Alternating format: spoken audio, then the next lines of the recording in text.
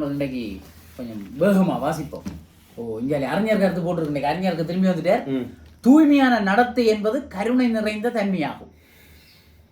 அறிஞர் சொல்லியிருக்கார் தூய்மையான நடவங்க கடவுள் உங்களுக்கு உதவி செய்வார் இல்லையே. நாமே நமக்கு பகையும் துன்பமும்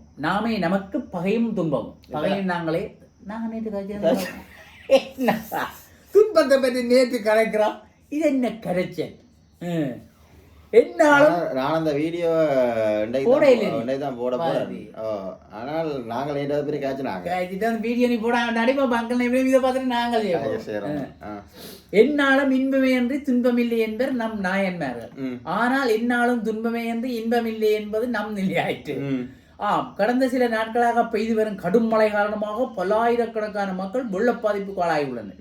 இந்த நிலை ஏற்படுவதற்கு கடும் மழையை காரணம் என்று எவரும் கூறிவிட முடியாது. ஏனெனில் மாரிகாலம் என்பது பெருமழைக்குரிய காலம். அது இயற்கையின் ஒழுங்கமைப்பு. தவிர நம் முன்னோர்களுடைய காலங்களிலும் இது போன்ற மழை வீழ்ச்சி நடந்துள்ளது. நாங்கள் சொல்லிக்கொண்டே இருக்கிறோம். ஆனால் அவர்கள் இப்படியான ஒரு வெள்ள அனர்த்தத்துக்கு முகம் கொடுக்கவில்லை. ஏன்னா அவர்கள் இதுவெல்லாம் சீரா இருந்தோம், அது இல்ல வேலி இருந்தது, தண்ணியெல்லாம் ஓடினது, வீட்டு தண்ணி வெளியில வந்து ரோட்டாலே ஓடினது, இப்போ ரோட்டு தண்ணியும் பெய்கின்ற மழை பெருகின்ற வெள்ளம் நீரோட்டத்தின் வழியே ஓடி உரிய குளங்களை சேர்ந்தடையும். குளங்கள் நிறையும் போது மேலதிக மழை வெள்ளம் கடலோடு சங்கமிக்கும். அபிய கடலை பானால வெட்டி விட்டாங்கன்னா அபிய கடலுக்கு போடணும். சரியோ, இது இயல்பாக நடக்கும். ஆனால் என்று மட்டை வேலிகள் பத்தி சொன்னது இதுதான். மதில் சுவர்களாயினவோ, என்று குளங்கள் நிறுவப்பட்டு கட்டடங்கள் ஆக்கிரமித்தனவோ, என்று வடிகால்களும் நீரோட்டங்களும் தடுக்கப்பட்டனவோ, அன்பு தொட்ட நிட்டூரம் தான் இது.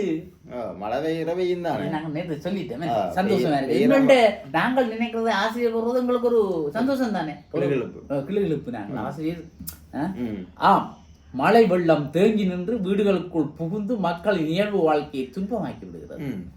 உதாரணத்துக்கு நல்லூர் கந்தசுவாமி ஆலயமும் அதன் சுற்றாடலும் எந்த காலத்திலும் இப்படி ஒரு வெள்ள அனர்த்தத்தை சந்திக்கவில்லை. இப்படி தண்ணி நிற்கவே என்னென்னு போடுறது நீ எங்கள்கிட்ட. நல்லூர் மூழ்கியது வெள்ளத்தில். இந்த தலையங்கங்கள் கொஞ்சம் கவனம், அதுதான் நான் திரும்ப சொல்றேன். தலையங்கங்கள் கவனமா போடணும். என்று நல்லூர் பிராமண கட்டுக்குளம் புனரமைக்கப்படாமல் விட்டதோ அந்த குளம், என்று நல்லூர் பிராமண கட்டுக்குளம் புனரமைக்கப்படாமல் விட்டதோ அந்த குளம் நிறைந்து மேலதிக வெள்ளம் நல்லூர் வீரமாவளியம்மன் கோயில் குளம் ஆரியகுளம் என்று சென்றியாகும். அது அப்படி போறது. வழித்தடங்கல்கள் அடைபட்டு போயினவோ அன்றுதான் நல்லூர் சுற்றாடல் வெள்ளத்தில் மூழ்கி தத்தளிக்கும் பிரதாபத்துக்கு ஆளானது. இந்த குளங்கள் எல்லாம் தடப்பட்டிருக்கு. சரி, அம்மன் கோயில் குளம் இருக்கு. நல்லூர் வீரமாளி கோயில் அம்மன் கோயில் குளம் ஆரிய குளம்.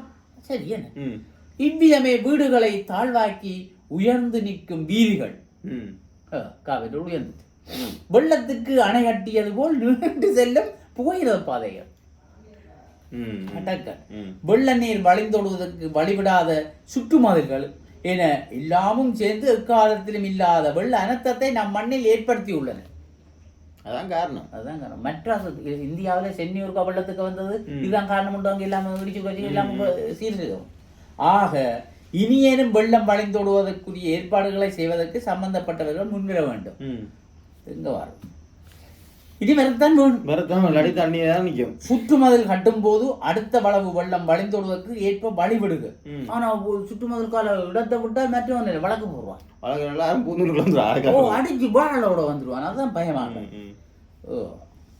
அடுத்த வளவு வெள்ளம் வழிந்தோடுவதற்கு ஏற்ப வழிவிடுக என உள்ளூராட்சி சபைகள் நிபந்தனை விதிக்க வேண்டும். Very good. அதை விதிச்சா சரி. இப்படி ஒரு வாழை தண்ணி அப்படி வச்சு விட சரி, ஓட்டையால நல்ல தண்ணி போகும். அப்படி அப்படி அப்படி போய் அவடியும் போடும் இல்லையே. ஆக்கிரமிக்கப்பட்ட வடிகால்களை இந்த வீடு கட்டுறதுக்கு பெர்மிஷன் கொடுப்போம் மேய்ப்பு, அதோடய அதை சொல்லணும். ஓட்டை வச்சாதான் பெர்மிஷன் தருவோம் சொன்னா ஒன்றும் செய்யல. ஆக்கிரமிக்கப்பட்ட வடிகால்களை மீட்டெடுக்க வேண்டும். இதை செய்வதன் மூலம் எதிர்காலத்திலேனும் வெள்ள அனர்த்தத்தை தடுக்க முடியும். வருங்கால சந்ததியாவது சுகமாயிருக்கும், சந்தோஷமாயிருக்கும். பழைய சந்ததிகள் இருந்த மாதிரி வருங்கால சந்ததியாவது இருக்கட்டும். இடைக்கால சந்ததியான் கெட்டு போனோம் நிம்மதி இல்லாம. இல்லாவிடில் நாமே நமக்கு பகையும் நாமே நமக்கு துன்பமும் ஒன்றாகிவிடும்.